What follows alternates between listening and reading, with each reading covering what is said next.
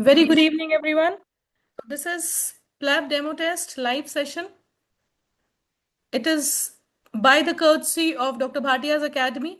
Dr. Bhatia's Academy, which is a unit of DBMCI and which specializes and expertise in USMLE training, PLAB training, MRCP training, and NEET super specialization training. You can download the app for Dr. Bhatia's Academy. You can scan this QR code and download the app. It is available on both Android and the iOS platforms. So before I begin, let me announce we are organizing a PLAB quiz, and that carries a prize money of 30,000. And the syllabus and the paper is already out. It will be any question from whatever either we are teaching in our live sessions or from the PLAB content which is available on our app. So you can immediately subscribe the PLAB content and start learning and win the prize money. So the quiz date is 24th of August. It will be an online quiz and the questions will be from the question bank of PLAB DBA. The quiz form is available. You can download it. You can fill it, scan the code, fill the form. It is just 100 rupees for the Indian students, that is INR, and it is around 1.5 USD or 1.5 euros for the global students. So with that, I begin the first question. So we have here a 35-year-old man with history of recent MI. He is feeling unwell. ECG is showing QRS widening and tall tented T waves. His blood tests reveal a serum potassium of 6.2 millimoles per liter. Now, high potassium with already ECG showing the changes. What is the single most appropriate immediate management? I'll give you a few seconds to think. We all have guessed it correct. Very simple.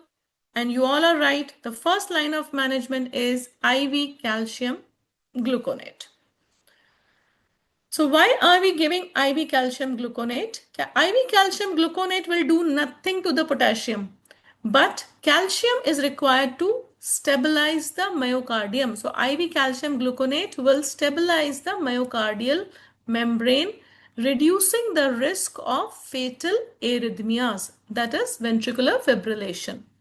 The patient has severe hyperkalemia. Potassium level is more than 6 with ECG changes already set in, that is tall T waves and wide QRS complex. This is indicating impending cardiac toxicity. So calcium will not lower the potassium at all. It is just an emergency measure to protect the heart, while definitive measures to lower the potassium are being initiated. ECG changes due to hyperkalemia demand immediate cardiac membrane stabilization. It is fast acting within minutes and should be repeated if the ECG changes persist. Let's discuss the other options, why they are not the right answer. So, second option, that is oral calcium resonium. Oral calcium resonium, that is sodium polystyrene sulfonate, it works by binding potassium in the gut. So that will cause slow potassium absorption. But the already existing hyperkalemia in the serum will not be affected by oral calcium resonium. It will take several hours to work. So it is not the appropriate answer for emergency management. Now, it can cause colonic necrosis, very true. And of course, it can cause constipation, especially in renal patients. So better used as adjunctive therapy after the acute management. So right now, acute management is calcium gluconate. It is not suitable when ECG changes are present. Coming to the next option, oral calcium with vitamin D. Now, oral calcium with vitamin D, we all know, is a treatment of chronic hypocalcemia or maybe osteoporosis. These are all supportive managements with no role in hyperkalemia, no role in cardiac membrane stabilization or potassium control. Vitamin D rather may even increase the serum calcium and phosphate levels, worsening the cardiovascular risk. It has no impact on potassium levels directly or indirectly. Completely inappropriate in this scenario. The next choice, that is IV sodium chloride. Normal saline will help dilution somewhat, but in case of emergency, this dilution will not help us. So in case of hypovolemic patients, maybe we can add some normal saline, but in acute ECG altering hyperkalemia, normal saline has no role. It will not stabilize the cardiac membrane or shift the potassium intracellularly. It is not the first line management, not recommended in euvolemic patients with ECG changes. It may be used to maintain hydration during subsequent management, but not right now as the primary therapy. It is insufficient as the initial emergency management. The last choice, that is IV glucose. Yes, in case of hyperkalemia, we do use GI, that is glucose insulin infusion, but plain glucose without insulin has no role at all. So it is combined with insulin, it will shift potassium intracellularly, but glucose alone will have no effect on potassium unless it is paired with insulin.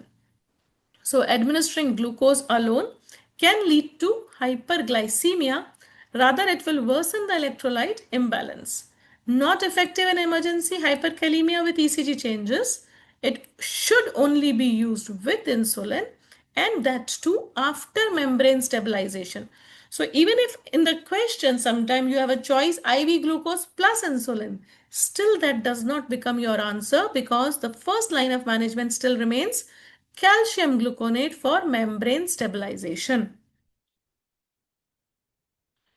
So what is your LMRP? You know that USP of DBA is to give you LMRPs, that is last minute revision points. So what is your LMRP? IV calcium gluconate is the immediate first line treatment for hyperkalemia with ECG changes to stabilize the myocardium. Coming to the next question. You have a 46-year-old woman living in UK presenting with weight gain, constipation, cold sensitivity, and bradycardia. Now, here in this question, because it's a PLAB preparation, so the UK comes in scene. Otherwise, any woman presenting to you, a middle-aged woman, presenting to you with weight gain, constipation, cold sensitivity, and bradycardia, that is pulse rate less than 60. Here it is given 50 BPM. So what is the single most likely underlying mechanism for her condition? So now the question has been asked indirectly. What is the likely diagnosis? Hypothyroidism. Correct? So what is the underlying? The question does not give you the choice directly. So what is the underlying mechanism? Most common mechanism of hypo is autoimmune. So what is the underlying mechanism here? The answer is autoimmune. So autoimmune is the right answer. The clinical picture is classic for hypothyroidism, especially of symptoms of cold intolerance, weight gain, constipation, and bradycardia. In UK and other iodine sufficient regions, the most common cause of hypo is autoimmune thyroiditis, that is Hashimoto's thyroiditis. Hashimoto's involves the production of antithyroid peroxidase and antithyroglobulin antibodies. The two most common antibodies are TPO antibody, anti-TPO antibody, and antithyroglobulin, that is TGA, antithyroglobulin antibodies. They destroy the thyroid tissue. This autoimmune destruction leads to decreased thyroid hormone synthesis, resulting in slow metabolism and the typical hypothyroid symptoms. Diagnosis is confirmed by high TSH and low T4, along with, of course, the positive thyroid antibodies. Discussing other options, can it be underlying mechanism? Can it be degenerative? Now, degenerative causes, for example, aging, can impair many physiological systems but are not primary cause of hypothyroidism. No evidence suggests neurodegeneration or thyroid gland degeneration as the basis of her symptoms. Patient's age is 46 and presentation strongly points to autoimmune and not a degenerative origin. Now, hypothyroidism due to degenerative process is very, very rare. Therefore, not the correct underlying cause. Congenital. Now, congenital hypothyroidism cannot remain undiagnosed till 46. So, congenital hypothyroidism is diagnosed in infancy or childhood, presents with developmental delay, macroglossia, and failure to thrive. This women developed symptoms in adulthood, making congenital causes extremely unlikely. Congenital causes include thyroid agenesis, dyshormonogenesis, which is not relevant to this scenario. Her symptoms are acquired and are not since birth. Hence, the correct etiology is not congenital but autoimmune. Infective. Yes, subacute thyroiditis like de Quervain's thyroiditis or a post-viral condition causes painful thyroid swelling and transient hyperphase followed by hypothyroidism. This case lacks any significant such journey or any signs of recent infection or thyroid tenderness. Chronic infective thyroiditis, which is very rare again, not a common cause in developed countries. No systemic feature of infection is present, so it is less likely to be the answer. Last option is nutritional. So nutritional causes like iodine deficiency, they could have been the answer in iodine deficient areas, but in condition like UK or iodine replete areas, this is not the possibility. It is more common in developing regions or areas with endemic goiters, and the absence of goiter and the geographic location argues against this mechanism. So autoimmune thyroiditis is far more common in UK and other countries as the underlying cause of primary hypothyroidism. So what is your LMRP? The last minute revision point, autoimmune thyroiditis, that is Hashimoto's thyroiditis, is the most common cause of hypothyroidism in iodine sufficient regions like UK, leading to symptoms such as bradycardia, cold intolerance, and constipation. Right, coming to the next question. Now we have an 8-year-old boy, BMI 25 kilograms per meter square. Now the child is obese, obviously obese, admitted with a history of RTA, that is road traffic accident, and found to have glycosuria. This glycosuria resolved after recovery. Now you want to find out what was the cause of this glycosuria. Is the child having early onset diabetes, that is early onset type 2 diabetes because he's obese? So what is the single most appropriate follow-up investigation? Your guesses, you can think. The single most appropriate follow-up investigation would be to do a fasting blood glucose. Why? And why not HbA1c? Let's see. So fasting blood glucose is the right answer if you want to establish the diagnosis of diabetes. The child had transient glycosuria because of stress hyperglycemia, but his BMI of 25 suggests that he is prone to diabetes. He has obesity-related insulin resistance. And fasting blood glucose is the initial screening test for diabetes or pre-diabetes, especially in overweight or obese children. Now here I'll take a minute and just revise the cutoffs for pre-diabetes and diabetes. You all know, we have talked in our previous classes. So anything less than 126 is pre-diabetes, more than 110. Anything more than 126 would be diabetes. So fasting blood glucose more than 126 would be diabetes. Fasting blood glucose Less than 126, more than 110 would be pre-diabetes. Fasting blood glucose less than 110 would be normal, euglycemic, right? So it's a simple, reliable, and cost-effective test to identify impaired fasting blood glucose or diabetes mellitus. So IFG, that is 110 to 125, type 2 DM of frank overt diabetes more than 126. Now, glycosuria in children should not be ignored, even if transient, because this child is anyways overweight or obese, especially with obesity as a risk factor. Fasting blood glucose will help us evaluate the baseline glucose homeostasis and help us in detecting early metabolic dysfunction. Let's look into the other options here. What is the glycosylated hemoglobin's role? What is the role of HbA1c? So HbA1c is a marker of past 3 months average blood sugar. So it gives you an average blood glucose of past 2 to 3 months. But in case of children and in case of acute illness, it may not reflect the rapid changes. So it is not the best initial test in a recently hospitalized child, as stress and illness can affect the accuracy. It may be used after fasting blood glucose. Suppose the fasting blood glucose in this child comes as say more than 126, any value, say 130.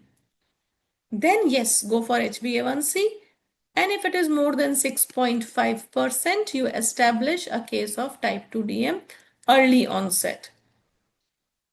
But of course, to establish type 2 DM, you will require much more tests. So you can establish, say, at least diabetes mellitus. We will decide whether it is type 1 or type 2 later.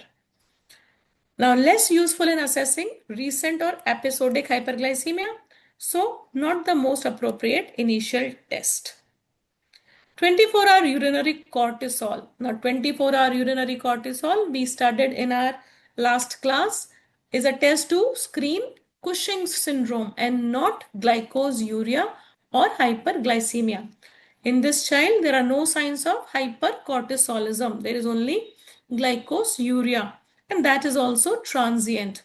So, transient hyperglycemia or transient glycosuria with no signs of hypercortisolism like moon phases, purple stria, hypertension. So, no point of doing a urinary cortisol. It is not routinely indicated in isolated glycosuria, especially if it is transient.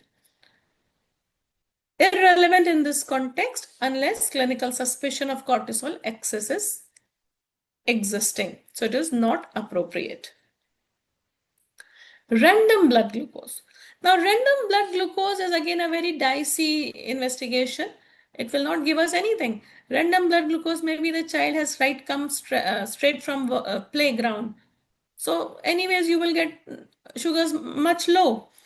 So, or maybe the child has just come from, say, after his meal. So the sugars might be somewhere borderline. So random glucose has no cutoffs here. So random blood glucose is a highly variable and can be elevated transiently during stress or illness or post-meal. Since glycosuria resolved, a random test may miss out the underlying impaired fasting blood glucose or early diabetes.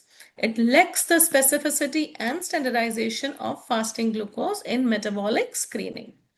It is less reliable for diagnosing diabetes or insulin resistance in children. Hence, it is not the best for follow-up. Serum cortisol levels. Again, cortisol level is not indicated anyhow. Used for diagnosing adrenal insufficiency or rather Cushing's. Not in the case of glycosuria or obesity. No clinical signs pointing towards adrenal insufficiency. Serum cortisol varies, but it has a circadian rhythm, time of day and stress, limiting the diagnostic clarity here. Unrelated to the question's metabolic focus, absolutely not appropriate in the absence of endocrine features. Correct? That brings us to the next question. Before we go to the next question, the LMRP. What are the LMRPs of the take home? Fasting blood glucose is the best initial test to assess for underlying insulin resistance or diabetes in obese children with transient glycosuria. Coming to the next question. A 27-year-old woman presents with tremors, anxiety, significant weight loss, tachycardia, heart rate more than 100, and mild proptosis. The question is a very directly giveaway question. So, what is the single most likely mechanism? Again, they are not asking for the diagnosis. Diagnosis is what? You are very clear. It is thyrotoxicosis. Rather, because proptosis is there, I can even say the diagnosis is hyperthyroidism.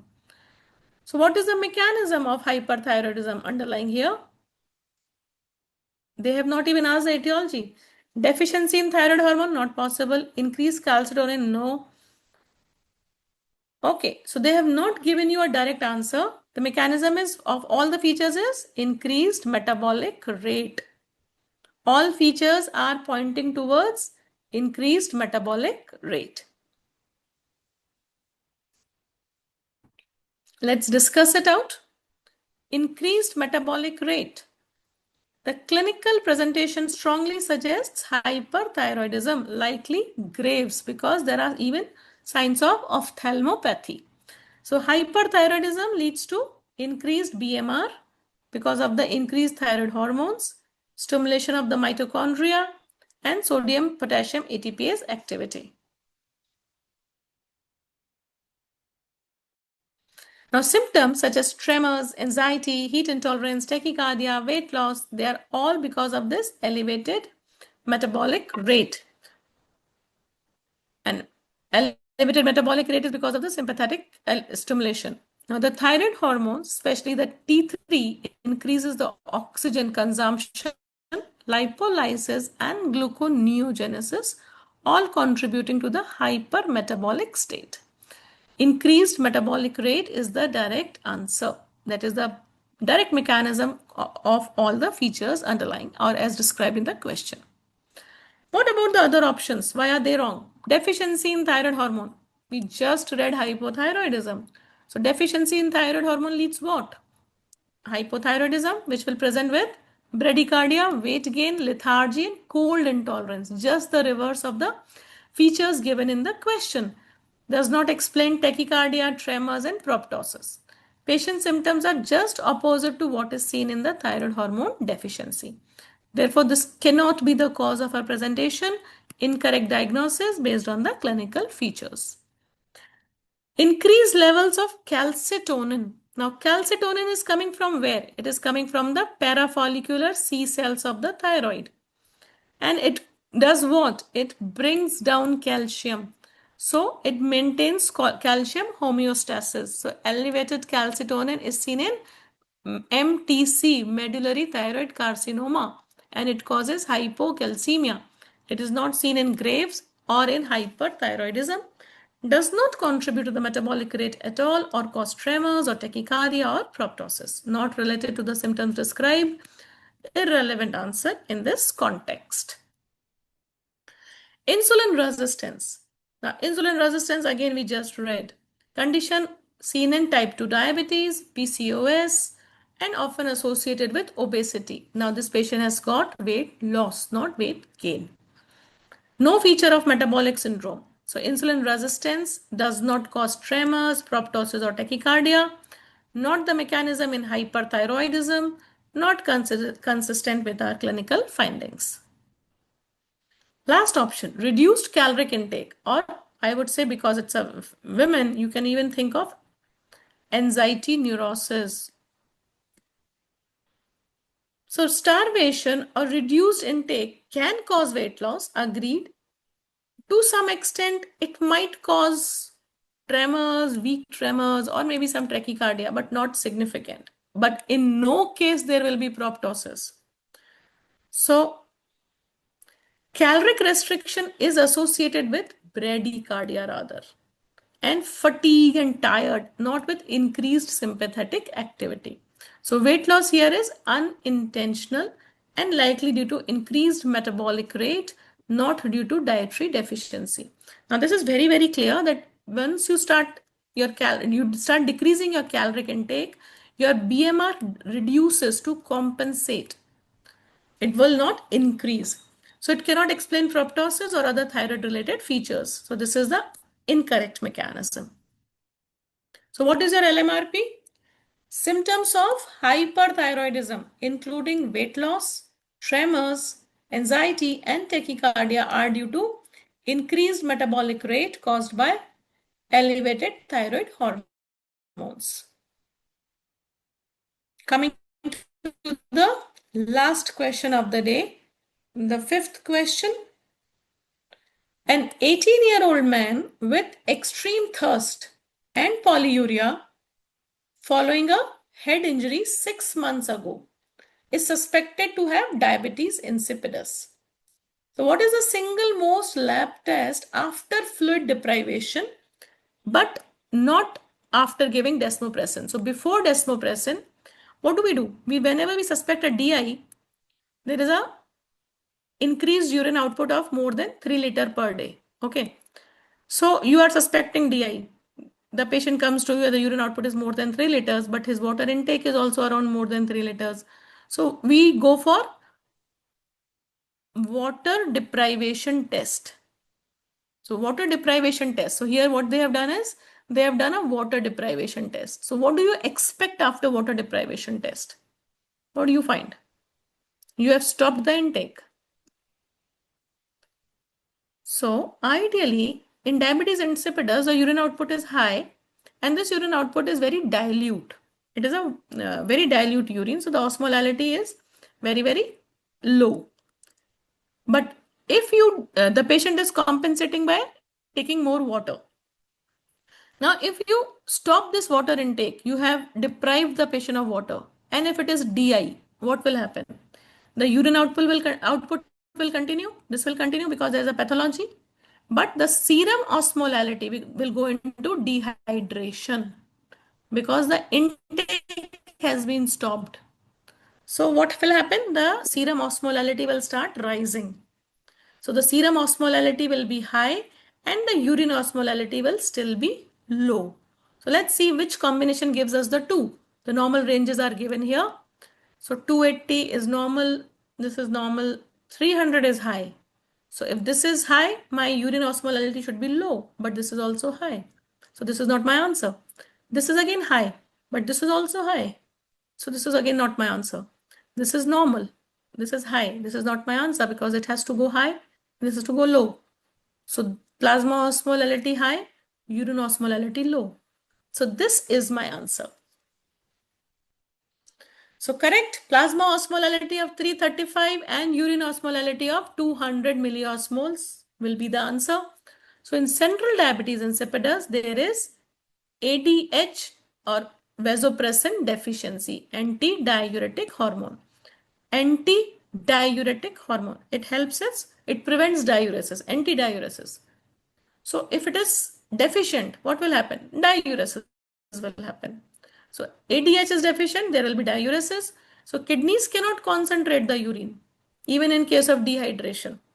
So as the water is lost in urine, plasma osmolality rises. It rises more than 300, while urine remains dilute, that is urine still remains low. So after fluid deprivation, patient with central DI fail to concentrate the urine, so urine osmolality remains less than 300 despite the rising plasma osmolality. This is my answer. Let's see what other options say. Now, before we move to other options, now this dissociation confirms renal unresponsiveness due to the lack of circulating ADH. There is no ADH, so kidney can't do anything. Now here if you give desmopressin, because this question was before desmopressin, suppose you get a question after desmopressin. So once you give desmopressin, the kidneys start concentrating urine. So urine osmolality will rise sharply. This will confirm that there was ADH deficiency, confirm central DI. Even if after giving desmopressin, urine does not get concentrated, urine osmolality does not rise. This gives you nephrogenic DI. So this pattern is hyperosmolar plasma and dilute urine on water deprivation test before desmopressin is central DI. Now, if the other options, as I told you, plasma osmolality 280 and urine osmolality 250. So plasma osmolality is normal. This indicates significant dehydration has not occurred. That means urine osmolality is also low, which occurs only in primary polydipsia. That means patient was drinking excessive water, so he was urinating more. Now you have stopped the intake, so the urine volume has also decreased. So the osmolality has not changed either side. That means it was a psychogenic polydipsia. It was psychogenic polydipsia, not central DI. In psychogenic polydipsia, excessive water intake will suppress the ADH, leading to dilute urine with normal or low plasma osmolality. Unlike DI, urine osmolality in primary polydipsia may increase after fluid deprivation, because the moment you stop the fluid intake, the kidneys will start working. So ADH secretion will recover, and this pattern is more consistent with psychogenic polydipsia, not central DI. In DI, plasma osmolality will rise and urine osmolality will not rise. So this is not seen here. Now, another option is plasma osmolality 300 and urine osmolality 350. So plasma osmolality is slightly elevated, suggesting some dehydration, but urine osmolality is moderately concentrated, suggesting ADH is into action back. So this occurs in partial central DI, where some ADH is still secreted, or in case of nephrogenic DI with partial responsiveness. However, the question scenario describes severe thirst and polyuria, which points towards complete ADH deficiency. The increase in urine osmolality here rules out the classic complete central DI. Hence, this is not the best choice to explain the findings in 18-year-old boy with a history of trauma and history of DI. Now, the third option, plasma osmolality of 335 and a urine osmolality of 700. A high plasma osmolality triggers a maximum ADH release, leading to highly concentrated urine, which is what this option is showing. This reflects a normal physiological response. Kidneys are concentrating urine appropriately to conserve water. This excludes any form of DI where urine osmolality fails to increase despite rising plasma osmolality. Such values must be seen in hypovolemia due to dehydration or GI fluid loss. This option represents normal renal and hypothalamic pituitary axis function. This profile rules out DI and is not consistent with the clinical context. Now, plasma osmolality of 280 and a urine osmolality of 700. This again suggests a highly concentrated urine with a normal plasma osmolality. This is more in line with syndrome of inappropriate antidiuretic hormone, where ADH is rather high, leading to water retention and dilutional hyponatremia. It presents with euvolemic hyponatremia and not polyuria and thirst. In contrast, DI will cause hypernatremia because of the free water loss and inappropriately dilute urine. This urine osmolality is too high for a patient with plasma osmolality in the normal range. Thus, this is not compatible with our patient. So, LMRP, DI presents with on fluid deprivation will cause high plasma osmolality and the urine osmolality still remains low, unlike SIADH in healthy or in any other healthy individual or in case of psychogenic polydipsia. So that brings us to the end of the second PLAB demo session. Let's quickly go through all the LMRPs. Number 1, IV calcium gluconate is the immediate first line treatment for hyperkalemia with ECG changes to stabilize the myocardium. Autoimmune thyroiditis, that is Hashimoto's, is the most common cause of hypothyroidism in iodine sufficient regions like UK, leading to symptoms such as bradycardia, cold intolerance, and constipation. Fasting blood glucose is the best initial test to assess for underlying insulin resistance or diabetes in obese children with transient glucoseuria.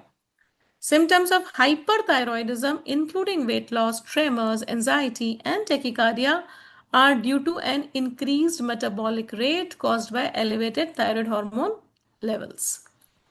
In diabetes insipidus, fluid deprivation causes high plasma osmolality, but the urine remains dilute, that is low osmolality, unlike in SIDH or in healthy individuals.